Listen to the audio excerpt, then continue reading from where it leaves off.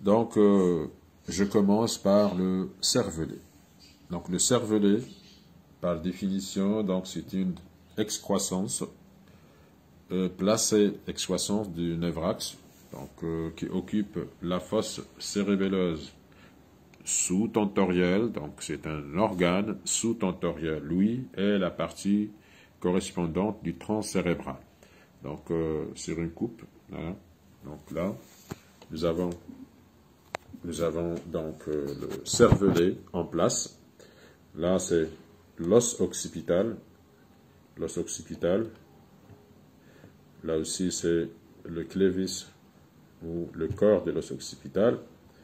Maintenant, le foramen magnum.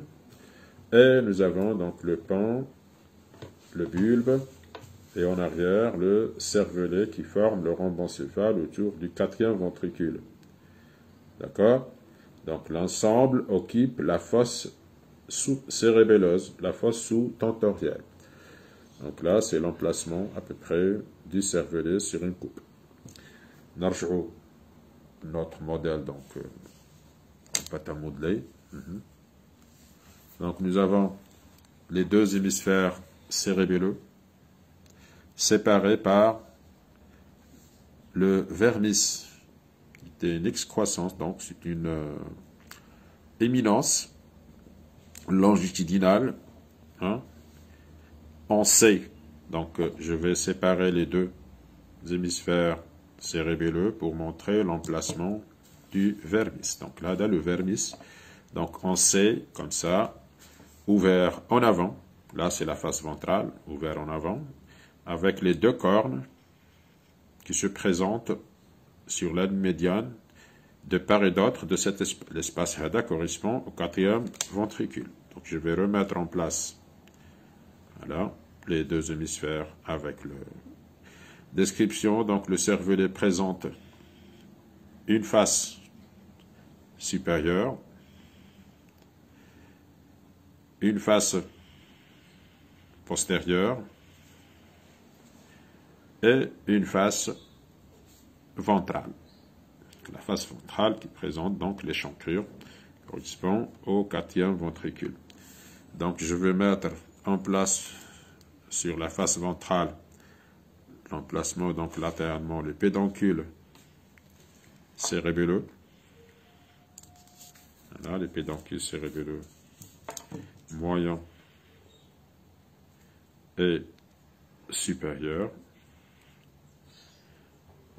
Voilà, de part et d'autre. Donc, les pédoncules limitent latéralement la cavité, le quatrième ventricule. Je vais mettre tout d'abord avant les pédoncules, pardon. Donc, je vais mettre tout d'abord le voile médulaire supérieur, le voile médulaire supérieur, les pédoncules, donc pédoncule moyen et supérieur, voilà, pédoncule cérébelleux, et en bas, le voile médulaire postérieur, postérieur qui fonce au fond de la face ventrale du cervelet. On regarde les deux floculus. C'est quoi les floculus?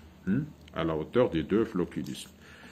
Et là, donc, ce sont les parois, les parois du quatrième ventricule. Hado correspond au quatrième ventricule, cet espace. Je vais mettre en place, donc, le tronc cérébral, comme ça. Voilà, donc le tronc cérébral en place, avec le cervelet, et voir un peu le quatrième ventricule. Là, c'est les rapports mabines.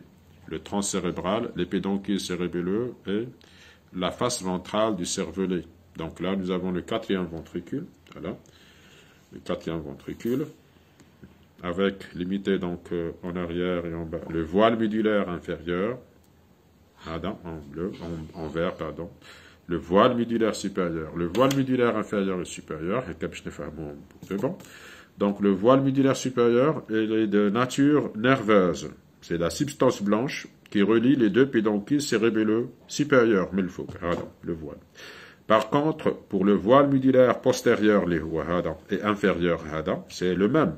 postérieur dans un plan, il est dans un plan horizontal et l'inférieur dans un plan vertical. L'essentiel, les deux voiles, c'est pas des tissus nerveux. Ils sont formés par ce qu'on appelle la toile choroïde. La toile choroïde, c'est la pimère, les ménages, dédoublée de tissu épendymère. Donc, le quatrième ventricule. Quatrième ventricule est le cervelet. Donc, la troisième vidéo, la description du